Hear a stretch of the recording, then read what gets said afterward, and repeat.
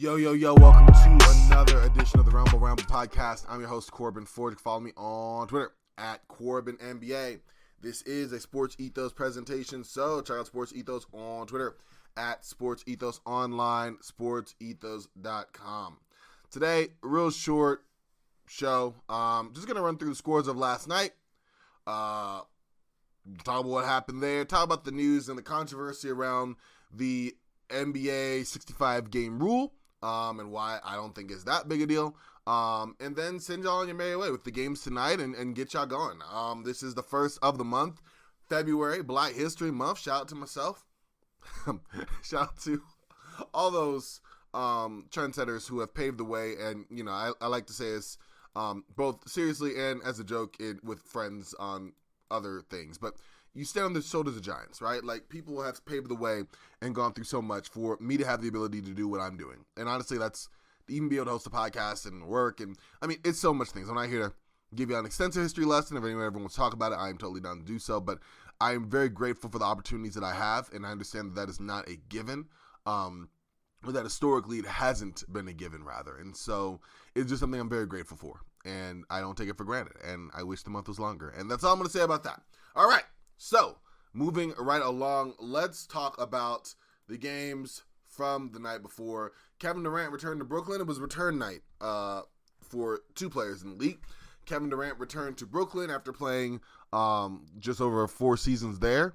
And then you had Damian Lillard return to Portland after playing, 13 years there. So, definitely a big deal for those guys. One team won. And one team didn't for the returning teams. Let's start with the Suns first, who beat the Nets 136-120. Kevin Durant led the way after averaging 16 points over the last 5 games, or last 3 games. Had 33 points on this one, 5 rebounds, 8 assists. He couldn't be stopped. He definitely woke up and turned up and went off on Brooklyn. Yusuf Nurkic had 28 points, 11 rebounds, and 6 assists. Really good game for him, for the Bosnian Beast. You had 22 points for Devin Booker along with 8 assists. And then after that, you had 17 for Eric Gordon in his start, 12 for Bradley Beal, 11 for Josh Okogie.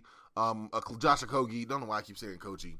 And that was really it for the Suns, who ended up shooting 62% from the field, 50% from 3, and 75% from the line. They were definitely putting the ball through the net. For Brooklyn, I mean, they also shot decently well. Obviously not as good as Phoenix did, but they were led by 25 points from the aforementioned, well, I didn't mention him yet, but Cam Thomas, the professional scorer. That's what he does. Gets out there and gets buckets. He also had 4 assists, so that was good as well. You had 21 points from Mikal Bridges, 19 for off the bench for Lonnie Walker, along with 7 assists, 18 for Cam Johnson, which you definitely love to see, 16 for Spencer Dinwiddie, and then a near double-double, 12 points and 9 rebounds for Nick Claxton. And that was it for the Nets, who ended up shooting 50% from the field and 41% from 3, 76% from the line. But Phoenix got more rebounds than them. They had more assists than them, more blocks, more points in the paint, less fouls. Like, the recipe for success was in a myriad of ways for Phoenix, and they achieved it in that win against the Nets. All right, Damian Lillard returned, emotional homecoming to Milwaukee. You had the video tribute. You had the minute-long standing ovation. You had him meet with former teammates, former team personnel. Like, it was a big emotional night for Dame. And he played decent, 25 points, 6 rebounds, 7 assists. Shooting numbers weren't super great, but, he definitely was the second leading scorer for the Milwaukee Bucks. Leading the way was Giannis Antetokounmpo at 27 points, 8 rebounds, and 4 assists. After him and Lillard, you had 21 points from Chris Middleton, along with 8 assists for him, 19 points for Brook Lopez, 11 points for Bobby Porter, and that was it for your double-digit scores. It was your big guys. The bench did not give you a whole lot outside of Portis, and that was it. Jay Crowder played 19 minutes, 6 points. Pat Connaughton got some cardio in, grabbed a rebound. Cameron Payne got some cardio in, 1 rebound, 2 assists. Like, it just wasn't a lot there. And then offensively, this has been an issue for Milwaukee most of the season.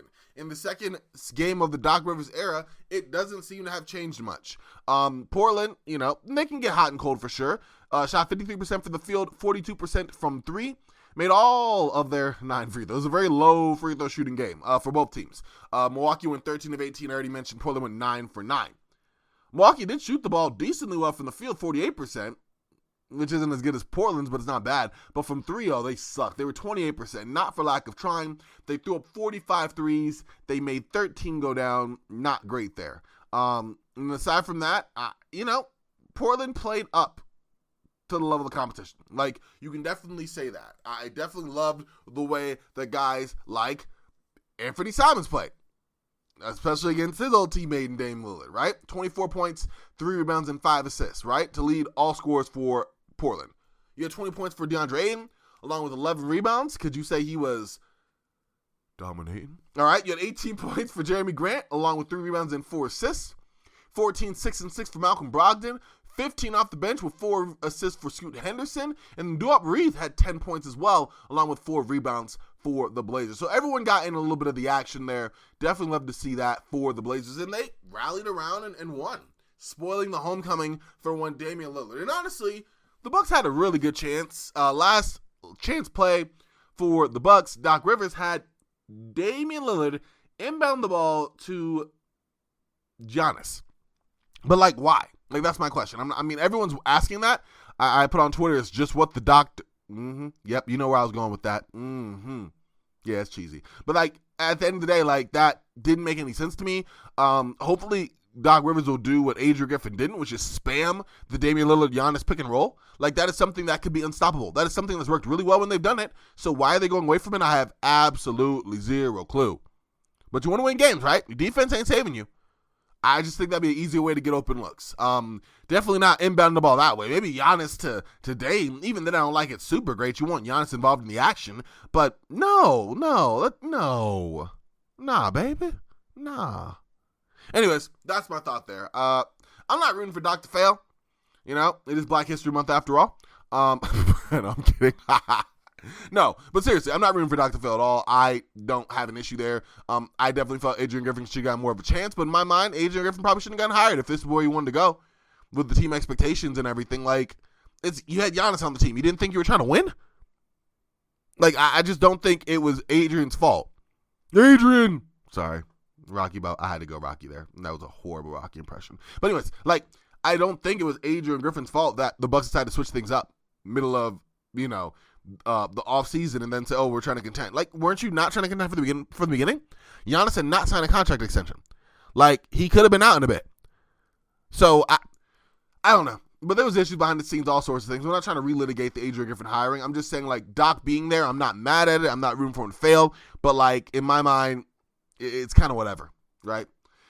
Speaking of whatever, I guess that's the effort the Mavericks put out against the Timberwolves as they got blown out the building, 121-87 by Minnesota. To be fair, they did not have one Luka Doncic. They did not have one Kyrie Irving. They went to battle with a backcourt of Jaden Hardy and Tim Hardaway Jr., which isn't bad, but it's not great. Josh Green and Grant Williams, which is for Williams, and then Rashawn Holmes. So you're basically asking to get that tail whooping. And that's exactly what the Mavericks got. Let's talk about the Mavericks scores real quick. Not a whole lot to tell. Just 4 players in double digits. Josh Green led the way. Been really having a great scoring season for the Mavericks just relative to his role. Had 18 points and 2 rebounds and 1 assist. So nothing more than 18 points, but fine. Rashawn Holmes had a double-double in 30 minutes. 11 points and 10 rebounds. 14 points for Tim Hardaway Jr. with 3 rebounds and 2 assists, which was 1 more rebound than Jaden Hardy, who almost had the exact same stat line, except 15 points, 2 rebounds, and 2 assists as well. Off the bench, a variety of not a whole lot. 9 points, 3 and 3 rebounds and assists for Seth Curry. That's really it. I'm not going to go into the entire stat line for the 3 points and the 5 points. It wasn't a whole lot off the bench for the Mavericks. Wasn't a whole lot on the starting lineup for the Mavericks. For the Timberwolves, Karl-Anthony Towns led the way. 29 points. 9 rebounds, 4 assists. Mike Conley came back after missing the last stretch of games. 10 points and 4 rebounds, 3 assists. Rudy Gobert, second in scoring for the Wolves in this game. 17 points and 6 boards. Anthony Edwards did not have a super great night. 9 points, 5 rebounds, and 5 assists. And then that was it. Again, not a whole lot there. They didn't need a whole lot. Everybody who played for the Timberwolves scored the basketball, so cool on that. Everybody played at least 5 minutes. Shout out to Luke Garza and Wendell Moore Jr. But yeah, this game was tight until the fourth quarter. And when I say tight, I mean it was within range. But fourth quarter, Minnesota said, oh yeah, let's turn it up and pour out 38 points. And the Mavericks said, let's struggle to score 17 in the final frame. And that's how you have the score that you do. Magic beat the Spurs by 10, 108-98. Paulo Banchero, 25 points. Franz Wagner, 20 points. Paulo added 9 rebounds and 7 assists. Franz added 8 rebounds and 5 assists. Those two are the Magic main men. 14 points and 5 rebounds for Wendell Carter Jr., 11 points and 7 assists for Markelle Fultz, double-digit scoring off the bench, Cole Anthony and Mo Wagner, 11 points for Anthony, and 10 points for Wagner. For the Spurs, Wemby was not your leading scorer, it was actually Devin Vassell, 26 points, 4 rebounds, and 4 assists in 37 minutes. Wemby in a neat 30 minutes had 21 points and 8 rebounds. Jeremy Sohan, 18 points and 12 rebounds for him, including a really cool reverse dunk that I loved on the alley-oop. I was like, yo, okay, Sohan, get up there. Go on, do that thing. But that was really it. You had a moment of levity where, how do I say this? Joe Ingles fouled Chetty Osman. He was cornered in the sideline. He gave him a little action there. Get up there. You know, a little mid-waist thrust. That's not the word I meant to use. It was a pause play. It was interesting playing basketball for sure. Not really sure why it happened. It looks funny. It's gonna be like that Michael Beasley rubbing the wrong knee and being like, oh my bad, I thought it was my knee. Like it's probably not as bad as people thinking, but like there's no explanation for it really. Like what do you like? What is the explanation for it? I don't know. Shout out to Michael Beasley and Anthony Tolliver, man. That was a fun scene. Thunder beat the Nuggets 105-100. It's a good game, tight game. The Nuggets were without Nikola Jokic, but the Thunder were missing folks of their own. Their main guy stood up, though.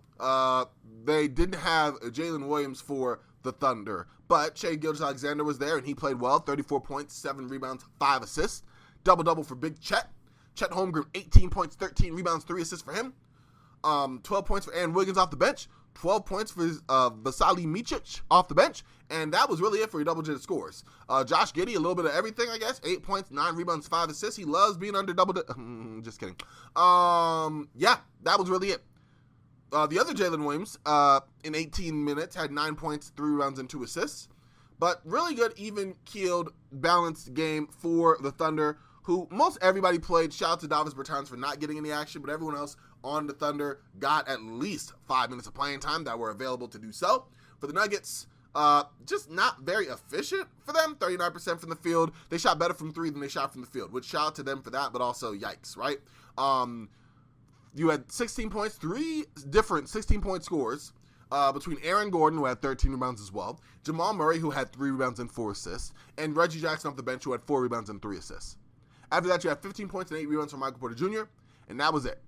10 points for Christian Brown, 9 for Peyton Watson, 5 for Justin Holiday, 2 for Zeke Naji, and that's all, folks. Oh, actually, no, I'm just kidding. It's 11 points for KCP, Contavious Caldwell-Pope. Forgot about him. Don't know why. That game was kind of forgettable for the Nuggets. They definitely want to forget that one. But with that win, the Thunder have now moved to number 2 in the Western Conference, which is crazy. We'll go over the standings here in a second. All right. Pelicans beat the Rockets 110-99. Not a whole lot to say about that. Jonas Valanciunas 25-14. Brandon Miller 24-10. CJ McCollum at 19.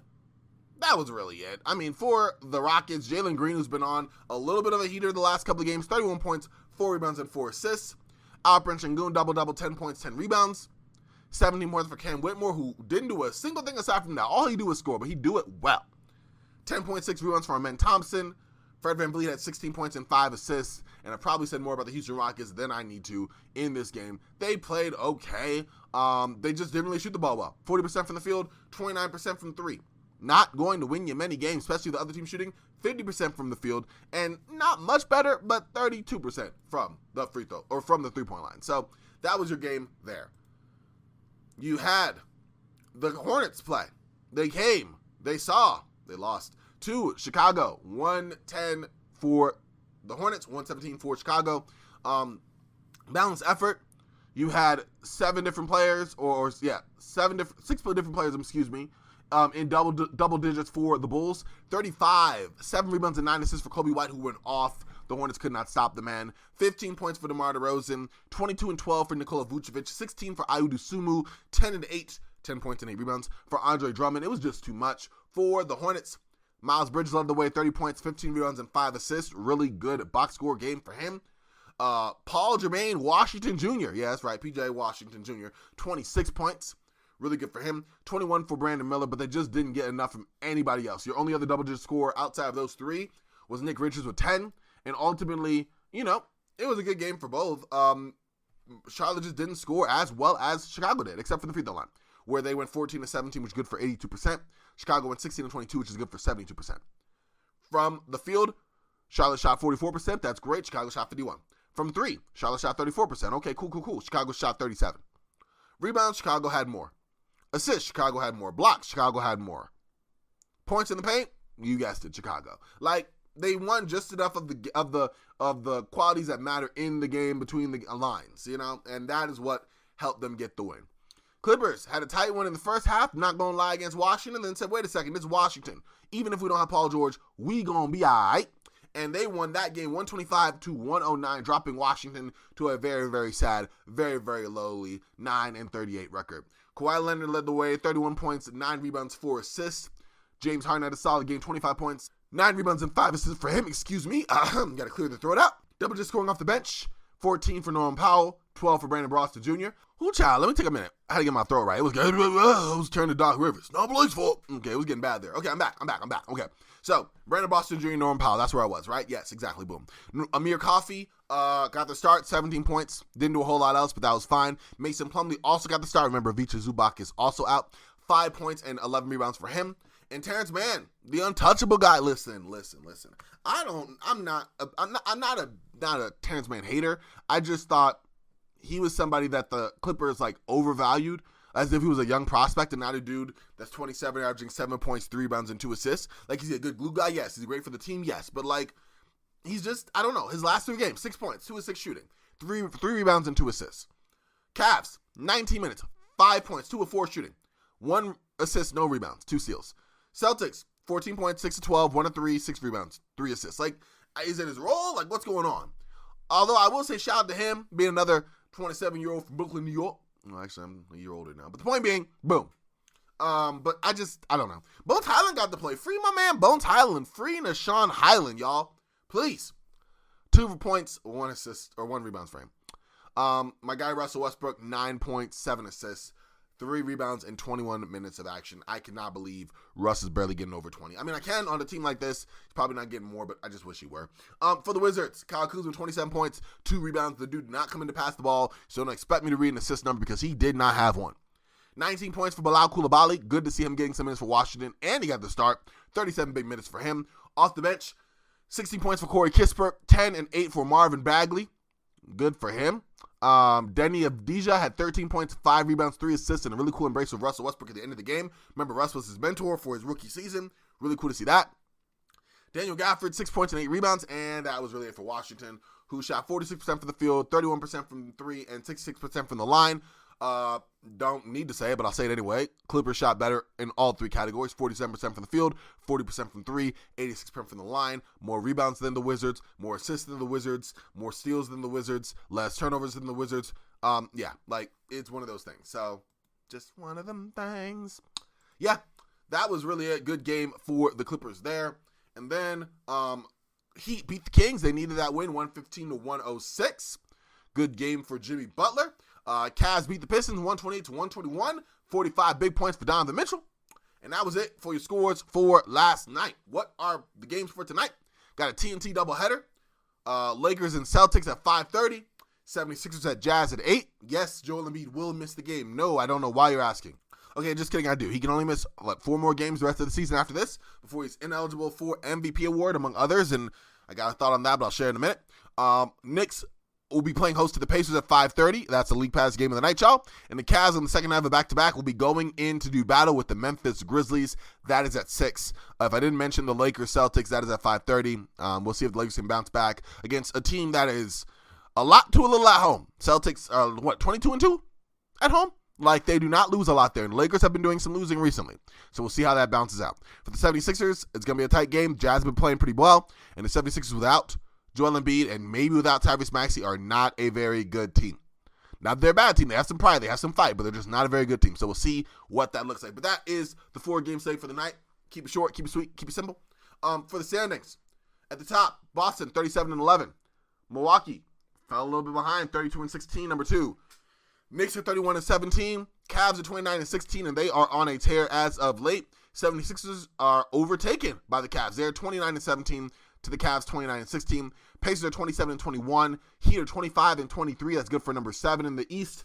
The 8th are the Magic at 25-23. The Bulls sit at 23-26. 10th are the Hawks. Need to make a move, I think so. They're at 20-27. 11th are the Nets. They're at 19-28. 40% winning percentage. That's how I say it. Raptors, 17-30. They're at 36%. Yikes. Hornets, now we're getting to the Drags, 10-36. Wizards, 9-38. And the Pistons, the record of just not being able to do it this season. I just don't got it. They are 6-41. For the West, at the top are the Timberwolves, 34-14. Right behind them are the Thunder at 33-15. Clippers are right up there, 2 games back in the win column. They're 31-15. Nuggets, 1 game behind that in the loss column. They're 33-16. Kings, number 5, 27-19. Suns at 6-28-20. Then come the Pelicans at 27-21.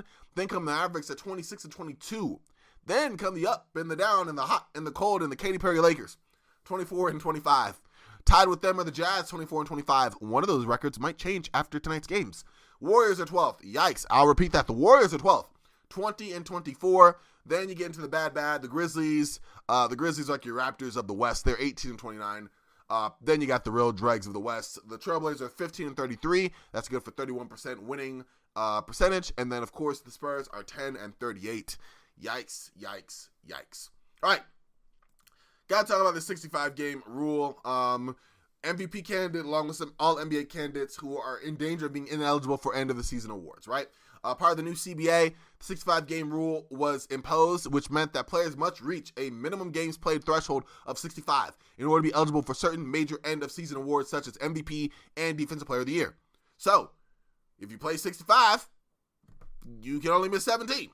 A player, however, must log at least 20 minutes of action in the game for it to be counted toward their games played total. Players are allowed to 2 instances where their play between 15 and 20 minutes and the game still counts. So, if a player exited the game due to injury after logging 12 minutes and doesn't return, that game does not count toward the player's total. Better get up there and limp for 3 more minutes, yo. Better get up there and make that happen. Yeah, I think it's kind of silly. But who does it apply for? MVP, Defensive Player of the Year, Most Improved Player, all NBA teams, and the all defensive teams. If you're Rookie of the Year, you're fine, good for you. If you're Sixth Man of the Year, you're fine, good for you. And all rookie teams are not impacted. But right now, who are ineligible?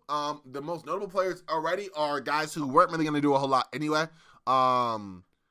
Evan Mobley, who, he's been good defensively, just hasn't played enough. And he did get an all-defensive first team last year, but he's already missed more than 20 games. In general, I wouldn't have done it. And then Draymond Green, same thing. Missed 20-plus games, and come on now. You've been just taking people out. I'm not voting for you for an award. Defensive Player of the Year? How about keep your hands on my player award of the year? Come on now. Now is where we get to, more of the interesting ones. All-Star break still a couple weeks away, but Joel Embiid will miss his 13th game of the season. He's already missed 2 straight due to a knee issue, and then he suffered another knee injury in his return against Golden State on Tuesday. If he misses 5 more games, I said 7, I was wrong. Misses 5, he will be denied a repeat bid, and that would suck because in my mind, he's clearly the MVP this season. Tyrese Halliburton also missed 13 games and has 1 appearance of fewer than 15 minutes played as well. He recently returned from a hamstring injury that cost him to miss 10 of 11 games, and he is going to lose on a boatload of money if he's sidelined for another 4 contests. That's because the 5-year, $204.5 million extension he signed last offseason includes a bonus worth a projected $41 million, woo-wee, which would be spread out over the course of the deal if he were to make an All-NBA team this season. But if he can't meet the 65-game threshold, he won't make the All-NBA team this season, which means the $41 million that he can look at is something he can only say goodbye to. So, of course, he came out this week and spoke about it, called it stupid, which if I was about to stand to lose $41 million, I would also call it stupid. Here's the quote he said. Quote, I think it's a stupid rule, like plenty of the guys in the league, but this is what the owners want. So as players, we got to do our job and play in 65 games if we're able to. So that's what I got to do. Take care of my body to be able to play in those games. And I think you're seeing other players in the league kind of face the same thing. As long as the owners are happy. Well, end quote. First of all, 2 things. 1, I don't know why I did that in that accent. Not really sure where that was going. Secondly, yeah, it's kind of what the owners want, but also the Players Association did sign off on that. So, it's kind of a union. Kind of feel like you had to say in that sort of. And I don't know. I'm not pro-owner here. Although I guess I'm about to sound pro-owner. I do want to see players play more than 65 games. If you can. If you can, I'm sorry. Like, I hate that. That sucks. Injuries happen. They're a part of the game. Like, I've seen injuries curtail careers, big games, NBA playoffs, NBA finals. Like, you're making a lot. I'm not losing a lot of sleep on it. Like, yeah, it's going to be one of the great MVP snubs, I guess, because of, like, a self-inflicted wound. But, like, injuries are just a thing. You obviously want to play as many as you can. I think 60 might be a better compromise. Let you miss 23 games. But at the end of the day, like, yeah, it is what it is. Like, you play what you can. And I'm sorry, but if you're injury-prone player or you have a traumatic injury and that sucks and I feel horrible for you, it's just one of the things that happen. You know, I don't feel comfortable having a guy play 30 games and win MVP. I'm not saying that's a thing. It isn't. And I think, you know, for the voters, they've done a decent job in terms of voting for players and for awards in the past. So I don't really think it's bad. But at the end of the day, I'm just not as fired up about it as other people are. I'm just not. I get it, and then I don't. You know, like, I get what it is. I understand why people are upset about it. I also get wanting to play in games. And I'm looking at it from a fan perspective, wanting to see these players playing games. So, like, that's my thoughts on it. I mean, ultimately, you know, you got to do what's best for the players, whatever the owners want. It's a give and take. That's why the players get paid as much as they do. That's why the owners get paid so much more, right? Like, it's one of those things. But so is injuries. And I hate them, but they ruin a lot more. Shout out to Greg Oden. Shout out to Brandon Roy. I mean, so many others who, like, forget MVP, like, awards or Defense Player of the Year awards. They just want to be in the league. They just want to play the game they love. And injuries stop that whole thing from happening. So, no, I'm not mad about missing 15, 16 games and missing MVP. Like, I think is levels to it in my mind. But, yeah, that's my thoughts on it. I don't know. I guess I'm just not fired up as others on it. I respect their opinion for sure. I don't think it's that stupid. I just don't think it's, like, that great. I don't know. It's just one of those things that are, it is what it is. I hate to say that, but, like, literally, it is what it is. All right. Well, that's all I got for tonight, or for today, rather, for Ramble. Want to thank y'all again for listening, taking the time. I really do appreciate y'all. Wherever you may be, however you may be listening, just thank you. Hope you have a great, what's today? Jeez. Today's Thursday? Yeah, have a great Thursday, y'all. Enjoy the first of the month. Enjoy Black History Month. I'll talk to y'all tomorrow. Y'all have a good one. Y'all stay frosty. I am frosty. I already know what it is, and we'll talk real soon. All right, y'all.